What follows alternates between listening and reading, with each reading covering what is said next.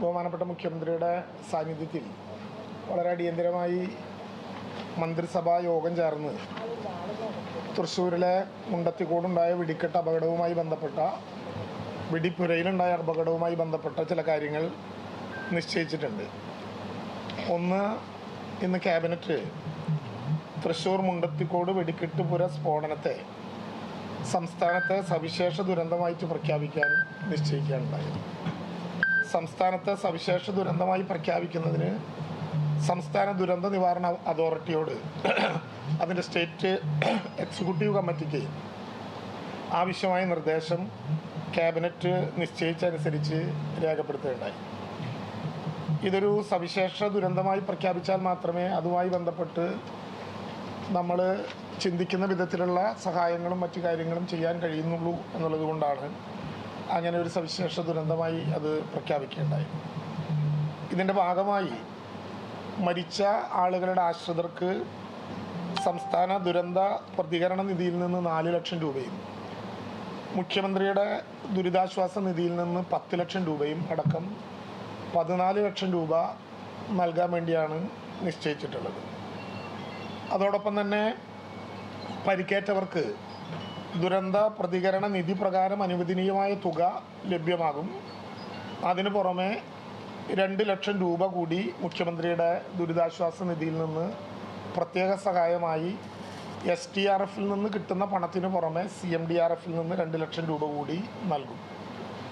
പരിക്കേറ്റവരെ 6 മാസക്കാലത്തേക്ക് സർക്കാരോ സ്വകാര്യ ആശുപത്രിയിലോ ചികിത്സ ചെയ്യേണ്ടി വരുന്നതിൻ്റെ പൂർണ്ണമായിട്ടുള്ള ചെലവുകൾ സർക്കാർ എടുക്കാൻ നിശ്ചയിച്ചു. ആ നിശ്ചയിച്ചതിൻ്റെ അടിസ്ഥാനത്തിൽ ആവശ്യമായ സംഖ്യ ജില്ലാ കളക്ടർക്ക് ദുരന്ത പ്രതികരണ നിധിയിൽ നിന്നും അതുപോലെ തന്നെ മുഖ്യമന്ത്രിയുടെ ദുരിതാശ്വാസ നിധിയിൽ നിന്നും അനുവദിക്കാനുള്ള തീരുമാനവും എടുത്തു. 6 മാസക്കാലത്തേക്ക് അധികമായി ചികിത്സ വേണ്ടി വന്നാൽ മെഡിക്കൽ ബോർഡിൻ്റെ തീരുമാനത്തിൻ്റെ അടിസ്ഥാനത്തിൽ ശുപാർശ ചെയ്യപ്പെട്ട സ്വകാര്യ ആശുപത്രിയിൽ വേണ്ടിവരുന്ന പൂർണ്ണമായിട്ടുള്ള ചെലവും CMDRFിൽ നിന്ന് തന്നെ അനുവദിക്കാം എന്ന് ആലോചിച്ചു.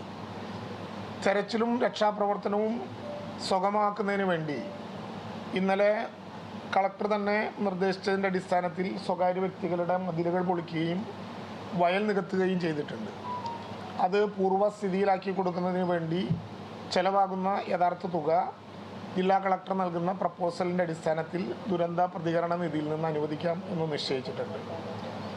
ഈ ദുരന്തവുമായി ബന്ധപ്പെട്ട് ഈ സ്ഫോടനവുമായി ബന്ധപ്പെട്ട് സ്ഫോടനത്തിൻ്റെ ഭാഗമായി ഏതെങ്കിലും വിധത്തിലുള്ള കെട്ടിടങ്ങൾക്ക് നാശനഷ്ടം ഉണ്ടായിട്ടുണ്ടെങ്കിൽ അതിൻ്റെ തോത് കണക്കാക്കി അടിയന്തരമായി കളക്ടറോട് റിപ്പോർട്ട് സമർപ്പിക്കാൻ ആവശ്യപ്പെടുകയും ആ റിപ്പോർട്ടിൻ്റെ അടിസ്ഥാനത്തിൽ ആവശ്യമായ നഷ്ടപരിഹാരം നൽകുന്നതിന് വേണ്ടി തീരുമാനിക്കുകയും ചെയ്തു.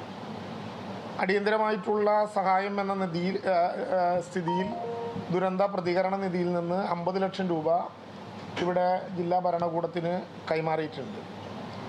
ഇതിനു പുറമെ മുണ്ടത്തിക്കോട് വെടിക്കെട്ട് പുര സ്ഫോടനത്തെ സംബന്ധിച്ച് ഒരു ജുഡീഷ്യൽ അന്വേഷണം സർക്കാർ പ്രഖ്യാപിക്കുകയാണ്. ജസ്റ്റിസ് CN രാമചന്ദ്രനായിരിക്കും ജുഡീഷ്യൽ അന്വേഷണത്തിൻ്റെ ചുമതല വഹിക്കുന്ന ജുഡീഷ്യൽ ഓഫീസർ എന്നുകൂടി നിശ്ചയിച്ചിട്ടുണ്ട്.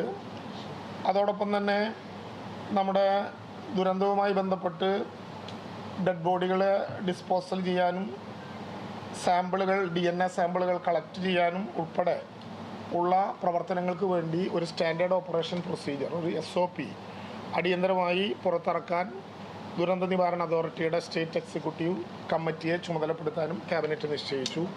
ഇങ്ങനെ വളരെ പ്രധാനമായും നമ്മുടെ ഈ വെടിക്കെട്ട് പുര അപകടവുമായി ബന്ധപ്പെട്ട കാര്യങ്ങളിൽ വളരെ വേഗത്തിലുള്ള കാര്യങ്ങളാണ് ഇപ്പോൾ തീരുമാനിച്ചിട്ടുള്ളത്.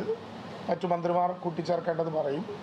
മെഡിക്കൽ ബോർഡുമായി ബന്ധപ്പെട്ട വളരെ വേഗത്തിലുള്ള നടപടിക്രമങ്ങൾ നടത്തപ്പെട്ടു എന്നുള്ളത് നമ്മളെല്ലാവരും കാണുകയാണ്. DNA ടെസ്റ്റാണ് പ്രധാനമായിട്ടും വരുന്നത്. കാരണം ചിന്നിച്ചിതറിയ ബോഡിയുടെ ഭാഗങ്ങളാണ് പലതും വന്നുകൊണ്ടിരിക്കുന്നത് എന്നുള്ളതുകൊണ്ട് ഓട്ടോപ്സി ടെസ്റ്റ് നടത്തിയാലും അതിനെ തുടർന്ന് DNA സാമ്പിളുകൾ കൂടി പരിശോധിച്ചാൽ മാത്രമേ യഥാർത്ഥ ആളെ കണ്ടുപിടിക്കാനാകൂ എന്നുള്ളതുകൊണ്ട് അതിനു വേണ്ടിയിട്ട് രാജീവ് ഗാന്ധി ഇൻസ്റ്റിറ്റ്യൂട്ടിൽ നിന്നുള്ള സംഘം ഇതിനകം തൃശ്ശൂരിൽ എത്തിച്ചേർന്നിട്ടുണ്ട്. അവരേറ്റവും പെട്ടെന്ന് ആ നടപടിക്രമങ്ങൾ പൂർത്തീകരിക്കും. തെരച്ചിൽ വളരെ വേഗത്തിൽ ഇനിയും ആരെങ്കിലും ഉണ്ടോ എന്നറിയാൻ വേണ്ടി നടത്തുന്നുണ്ട്. 3 കടാവർ ഡോഗ്സിൻ്റെ സാന്നിധ്യം ഉറപ്പുവരുത്തിക്കൊണ്ട് വ്യത്യസ്ത തലത്തിലുള്ള പരിശോധനകൾ, മൃതശരീരങ്ങളുടെ ഭാഗങ്ങളോ അതുമായി ബന്ധപ്പെട്ട എന്തെങ്കിലും ഉണ്ടോ എന്നറിയാൻ വേണ്ടി നടത്തുകയും ചെയ്യുന്നുണ്ട്. അവസാനമായി ഒരു കാര്യം കൂടി, ഇതിലിപ്പോൾ കൃത്യം ഇത്ര എന്ന് നമുക്ക് പറയാനാകില്ല. അനുമാനങ്ങളെ നമ്മുടെ മുമ്പിലുണ്ടാകുള്ളൂ. അവിടെ ആ ജോലിക്ക് ചെന്നവരുണ്ടാകാം, ഈ ജോലിയെ സഹായിക്കാനോ കാണാനോ വേണ്ടി വന്ന ആളുകളുണ്ടാകാം, ചിലപ്പോൾ ഇതിൻ്റെ കാര്യങ്ങൾ പരിശോധിക്കാൻ പോയ ആളുകളുണ്ടാകാം. വളരെ സൂക്ഷ്മമായി ആളുകളുടെ കയ്യിൽ നിന്ന് ആ വിവരങ്ങൾ അറിയാനുള്ള ശ്രമം നടത്തുന്നുണ്ട്. അതോടൊപ്പം തന്നെ എല്ലാവരോടും അഭ്യർത്ഥിക്കാനുള്ളത്, ഇതുമായി ബന്ധപ്പെട്ട് പോകാനിടയുള്ള ആരെങ്കിലും ഇന്നലെ വീട്ടിലെത്താതിരിക്കുകയോ ബന്ധപ്പെടാൻ പറ്റാതിരിക്കുകയോ ചെയ്താൽ ഒരു മടിയും കൂടാതെ ജില്ലാ ഭരണകൂടത്തെയോ 4 ഇടങ്ങളിലായി ആരംഭിച്ചിട്ടുള്ള കൺട്രോൾ റൂമുകളോ അറിയിക്കാനുള്ള ഒരു സന്മനസ് കാണിക്കണം. അവർക്ക് കൂടി വേണ്ടിയാണത്. കാരണം പലരും കേസോ അതുമായി ബന്ധപ്പെട്ട കാര്യങ്ങളോ ഒക്കെ പറഞ്ഞ് പേടിപ്പിക്കപ്പെടുന്നത് കൊണ്ട് ഇന്നയാൾ പോയി, ഇന്നയാളെ കാണാനില്ല, ഇന്നയാൾ രക്ഷപ്പെട്ടു വന്നു, ഇതൊന്നും പറയാൻ ചില മടികൾ കാണിക്കുന്നുണ്ടോ എന്ന് സംശയമുണ്ട്. അങ്ങനെയാണെങ്കിൽ അവർ ധൈര്യമായി ആ കാര്യങ്ങൾ ജില്ലാ ഭരണകൂടത്തിനോട് പറയണം. ആരെങ്കിലും മിസ്സിംഗ് ഉണ്ടെങ്കിൽ, ആരെങ്കിലും അതിൽ നേരിട്ട് അനുഭവസ്ഥരുണ്ടെങ്കിൽ അതെല്ലാം എത്ര പേർ ഉണ്ടായിരുന്നു എന്നറിയാൻ വേണ്ടിയിട്ടുള്ള ഒരു ശ്രമമാണ് അതിൻ്റെ പിന്നിൽ എന്നുള്ളത് കൊണ്ട് അക്കാര്യത്തിൽ എല്ലാവരുടെയും സഹായങ്ങൾ ഉണ്ടാകണം എന്ന് അഭ്യർത്ഥിക്കുകയാണ്. മാധ്യമങ്ങൾ ലഭ്യമാകുന്ന വിവരങ്ങൾ അല്ലാതെ നിങ്ങളറിയുന്ന വിവരങ്ങൾ കൊടുക്കുന്നതുകൊണ്ട് വിരോധമില്ലെങ്കിലും വിവരങ്ങളിൽ ഒരു കൃത്യത വരുത്തണമെങ്കിൽ അതാത് സമയങ്ങളിൽ ജില്ലാ ഭരണകൂടത്തിനോട് തന്നെ 2-3 തവണകളിലായി ഒരു ബുള്ളറ്റിൻ പുറത്തിറക്കാൻ ആവശ്യപ്പെട്ട് ആ വിവരങ്ങൾ കൊടുക്കുകയായിരിക്കും കുറെ കൂടി ശരിയായ കാര്യം എന്നുകൂടി ഈ ഘട്ടത്തിൽ സൂചിപ്പിക്കുന്നു. സി എൻ രാമേന്ദ്രൻ നായർ പ്രധാനമായും ക്യാബിനറ്റ് ചർച്ച ചെയ്ത ഗൗരവമേറിയ പ്രശ്നം ഇപ്പോൾ ചികിത്സയിൽ കഴിയുന്നവരെ സംരക്ഷിക്കാൻ സഹായിക്കുന്ന സാഹചര്യങ്ങൾ സംജാതമാക്കുക എന്നത് തന്നെയാണ്.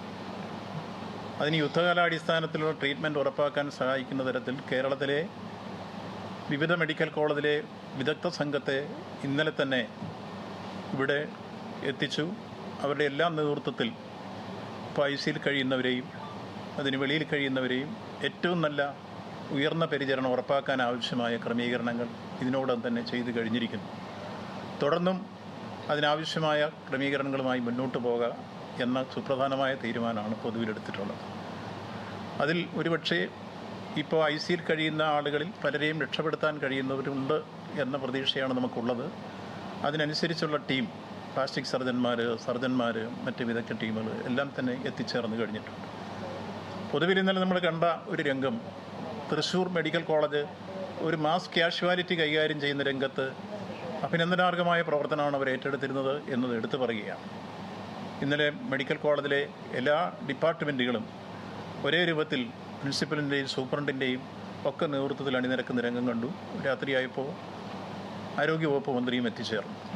അങ്ങനെ എല്ലാ നിലയിലും ആരോഗ്യവകുപ്പ് കൃത്യമായി ഈ കാര്യത്തിൽ ശ്രദ്ധ പതിപ്പിച്ചുകൊണ്ട് മുന്നോട്ട് നീങ്ങുന്ന സ്ഥിതിവിശേഷമുണ്ട്. 14 പേരായിരുന്നു മെഡിക്കൽ കോളേജിൽ എത്തിച്ചേർന്നു. അതിലൊരാൾ സ്വയം സ്വകാര്യ മേഖലയിൽ പോവുകയുണ്ടായി. ബാക്കി 13 പേരാണ് നമ്മുടെ മെഡിക്കൽ കോളേജിലുണ്ടായിരുന്നത്.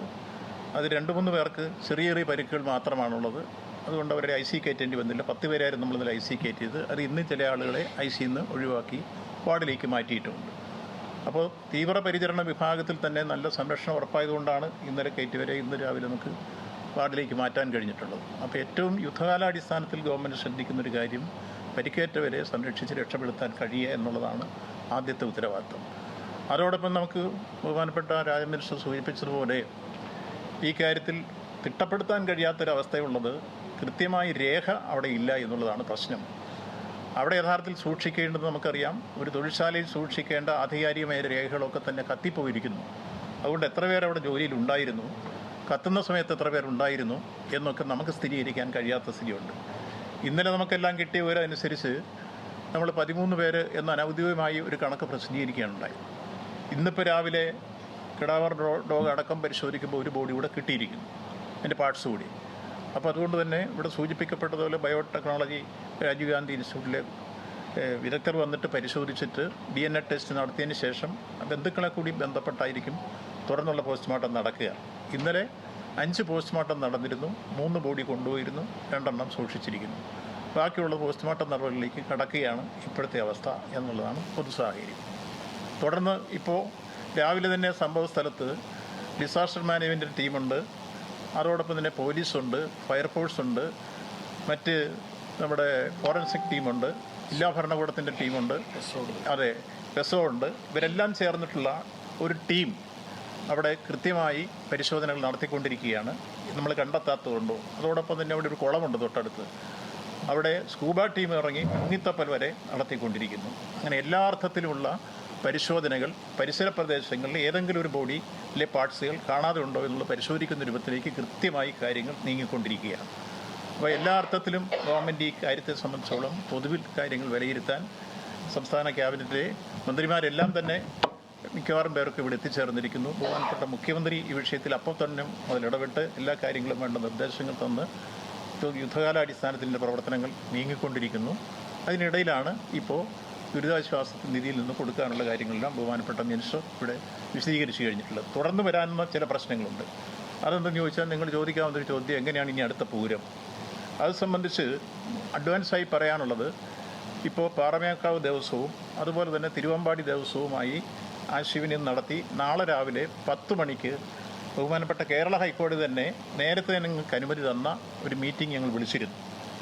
മുമ്പ് ഇലക്ഷൻ കമ്മീഷൻ മീറ്റിങ്ങിന് അനുമതി നൽകാതിരുന്നുകൊണ്ടാണ് അവലോകന യോഗം മന്ത്രിമാരിടപെട്ട് നടത്താതിരുന്നത്.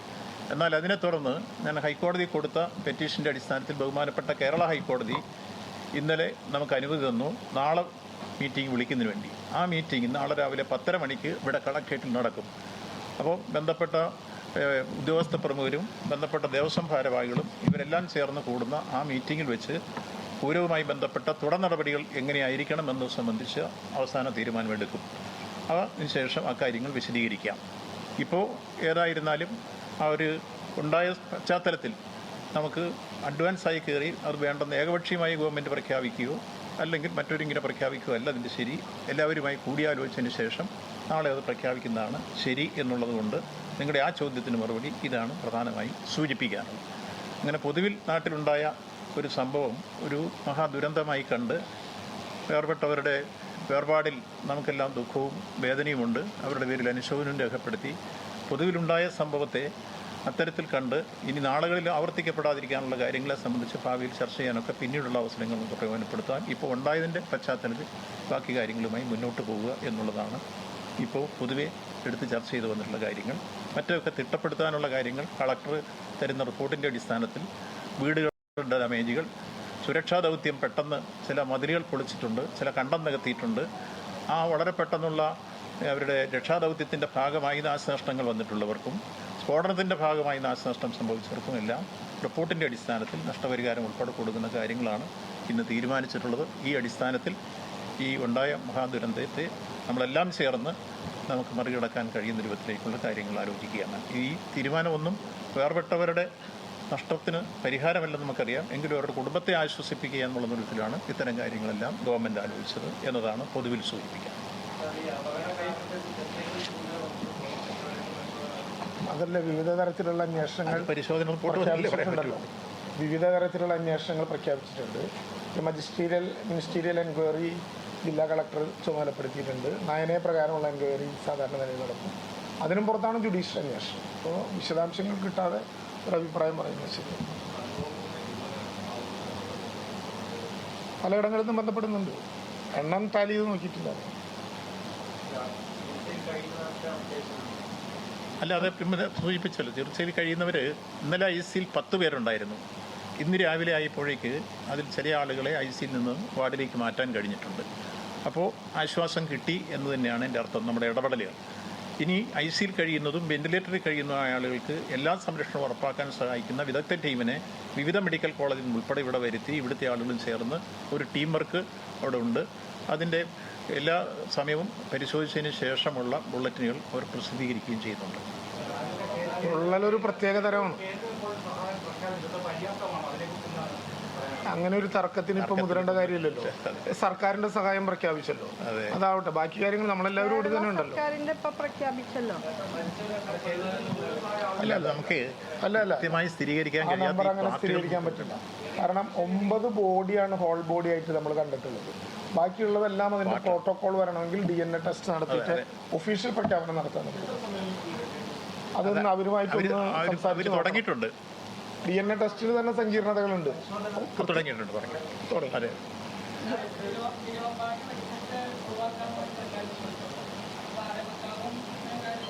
അല്ല അതല്ലേ മിനിസ്റ്റർ പറഞ്ഞല്ലോ. അങ്ങനെ ഒരു കാര്യത്തെക്കുറിച്ച് ഏകപക്ഷീയമായി പറയാത്തത് തിരുവാമ്പാടിയും പാറമേക്കാവും 2 ഗ്രൂപ്പാണ് ഈ വെടിക്കെട്ടുകളുടെ എല്ലാം ചുമതലയേറ്റ് പൂരത്തിൻ്റെ പൊതുവായിട്ടുള്ള പ്രവർത്തനങ്ങൾ നേതൃത്വം നൽകുന്നത്.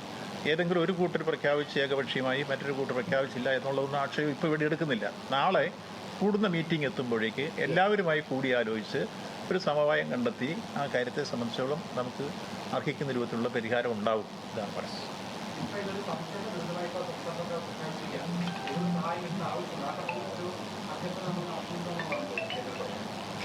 ഞാൻ പറഞ്ഞത് ഈ സവിശേഷ ദുരന്തമായി പ്രഖ്യാപിച്ചു. ഇത് STRF-ൽ നിന്നും CMDRF-ൽ നിന്നും ആവശ്യമായിട്ടുള്ള തുക നൽകാൻ ക്യാബിനറ്റ് നിശ്ചയിച്ചു. ഇനി ദുരന്ത നിവാരണ അതോറിറ്റിയുടെ സ്റ്റേറ്റ് എക്സിക്യൂട്ടീവ് ഉണ്ട്.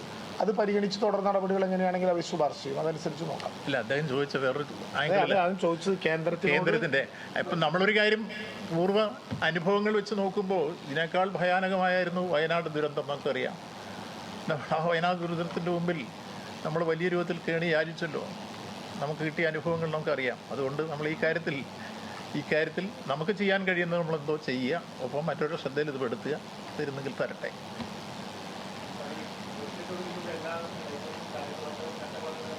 ഇതൊക്കെ ഒന്ന് കളക്ടർ നോക്കി അതിന്റെ തുടർ നടപടികൾ പറയും. തൽക്കാലം അനിവാര്യമായ കാര്യങ്ങൾ ജുഡീഷ്യൽ കമ്മീഷൻ വന്ന സ്ഥിതിക്ക് ആ കമ്മീഷന്റെ ടേംസ് ഓഫ് റെഫറൻസിൽ ഇതെല്ലാം വരും.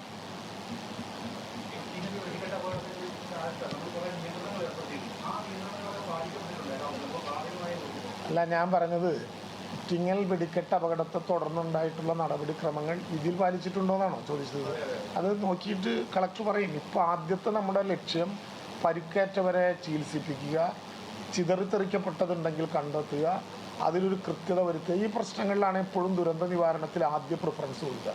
മറ്റു രണ്ടാമത് നമ്മൾ നിയമപരമായി കാണേണ്ട, അത് വിടില്ല, അത് കാണും ജുഡീഷ്യൽ കമ്മീഷൻ. അല്ല, ഇപ്പൊ ക്യാബിനറ്റ് തീരുമാനിച്ച അരമണിക്കൂറായിട്ടേ ഉള്ളൂ. അത് അദ്ദേഹത്തെ അറിയിക്കും, അതിന്റെ നടപടിക്രമങ്ങളിലേക്ക് പോകും. സാധാരണ ജുഡീഷ്യൽ അദ്ദേഹത്തിന് വില്ലിംഗ് ആവണം, ഒപ്പം അദ്ദേഹത്തിന് ഓഫീസ് കൊടുക്കണം, ടേംസ് ഓഫ് റെഫറൻസ് കൊടുക്കണം. ഇതെല്ലാം വെച്ചിട്ടാണല്ലോ ജുഡീഷ്യൽ അന്വേഷണം വരും.